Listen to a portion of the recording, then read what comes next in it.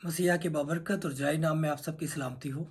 उम्मीद करता हूँ कि आप सब ठीक होंगे और खुदावंद का मैं बेहद शुक्रगुजार हूँ जिसने ये फजल बख्शा कि आज आपके साथ मिलकर हम एक ख़ास टॉपिक पर सीख सकें।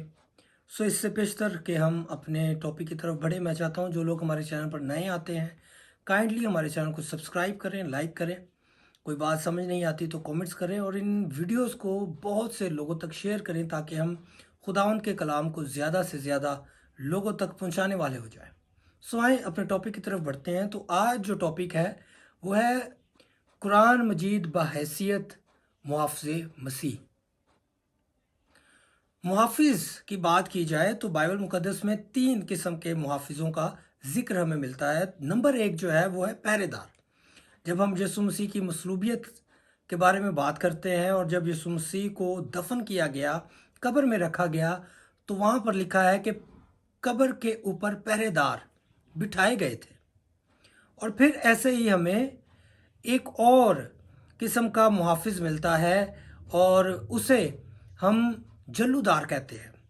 और ये लफ्ज़ जो है फौतीफर के लिए इस्तेमाल किया गया था।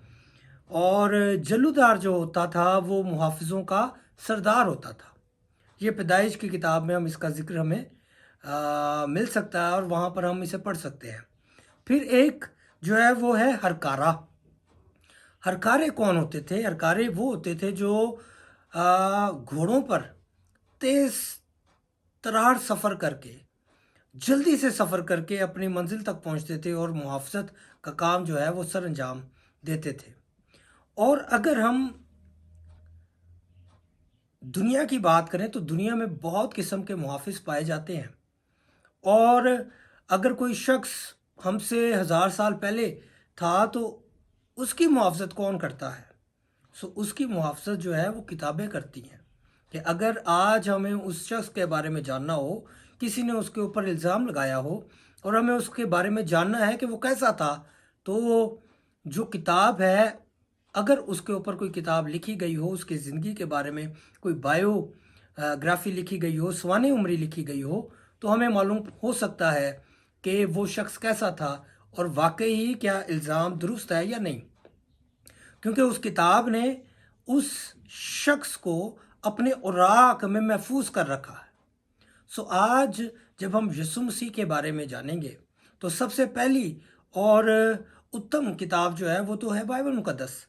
लेकिन आज हम बाइबल मुकद्दस से नहीं बल्कि कुरान मजीद से देखने की कोशिश करेंगे कि कुरान जो है वो कैसे मसीह का मुहाफिज है, वो कैसे मसीह को जानने में हमारी मदद करता है और उसने कैसे मसीह को, खुदावंद यीशु मसीह को महफूज कर रखा है।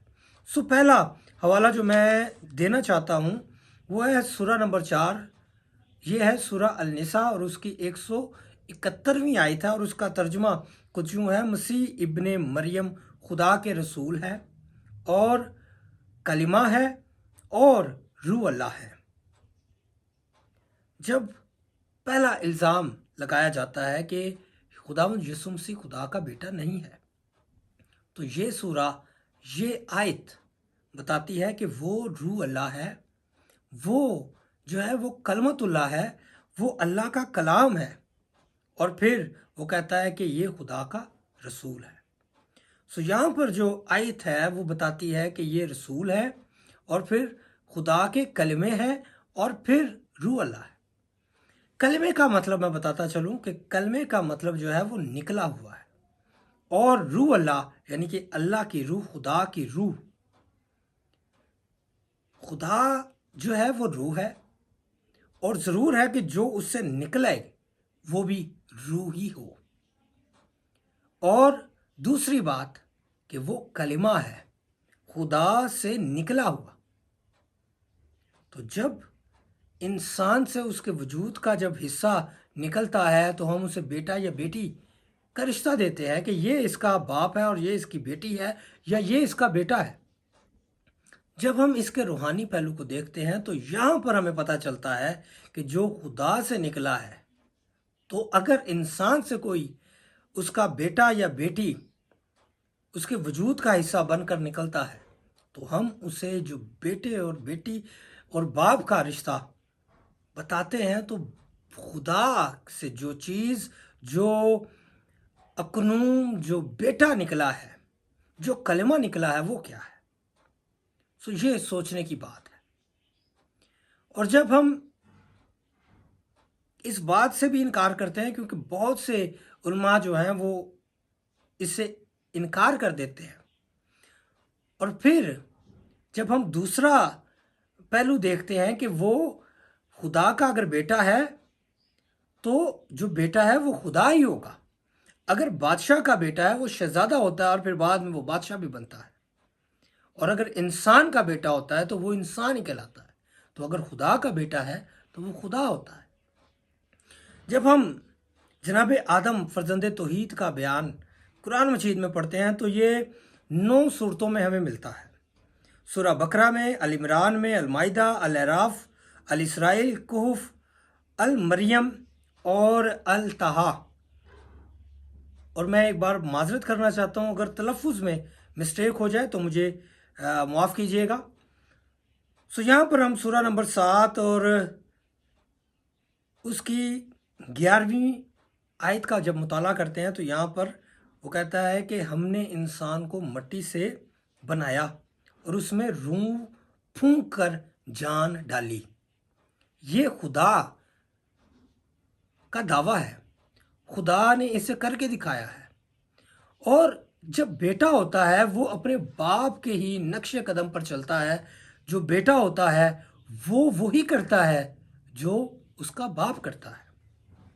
سورہ نمبر 3 العمران، اس کی 49ویں آیت ہے۔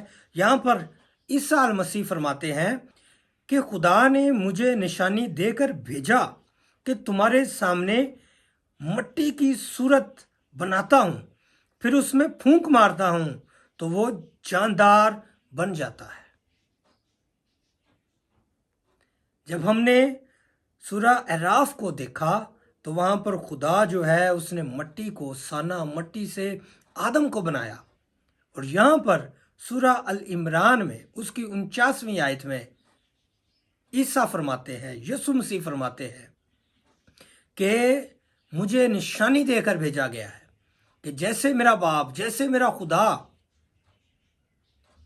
مٹی سے انسان کو پیدا کر سکتا تھا، مٹی سے اس نے جاندار پیدا کیا، ویسے ہی میں پرندوں کو مٹی سے بناتا ہوں اور پھر ان میں پھونک مارتا ہوں اور ان میں جان آ جاتی ہے۔ جو قرآن ہے وہ خود محافظ مسیح ہے۔ مجھے اور آپ کو ثابت کرنے کی کوئی ضرورت نہیں ہے۔